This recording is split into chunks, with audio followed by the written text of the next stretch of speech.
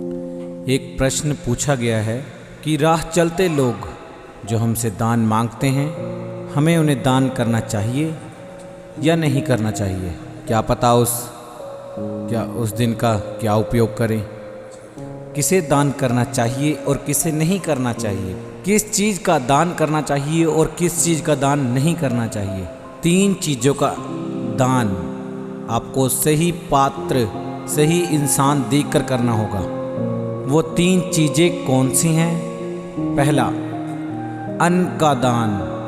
अगर कोई प्राणी भूखा है, मजबूर है, अपने भोजन की व्यवस्था नहीं कर सकता, यदि आप उसे अन्न का दान करते हैं, खाना खिला देते हैं, तो उसमें आपको पाप नहीं लगेगा। अब इसमें ये प्रश्न आता है कि यदि कोई हमारे द्वार पे आके रोज खड़ा हो जाए तो क्या उसको रोज खाना खिलाएं?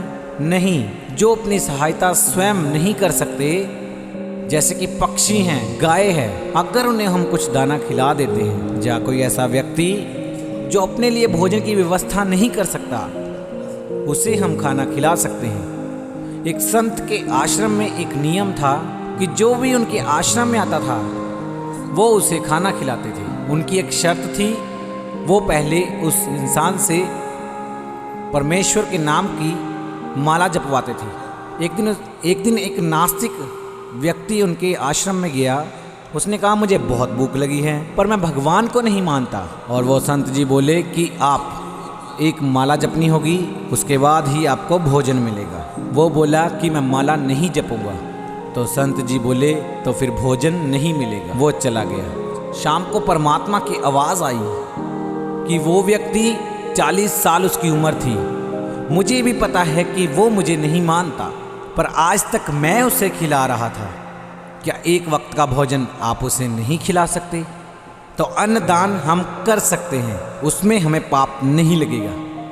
पर जो स्वयं के लिए अन्न की व्यवस्था कर सकते हैं, जो लोग आलस में हैं, जो लोग काम नहीं करते, उनकी सहायता आप नहीं करना।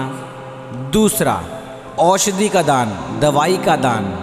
यदि कोई सच में बीमार है, तकलीफ में है, उसमें हम ये नहीं देख सकते कि अच्छा इंसान है या बुरा इंसान है।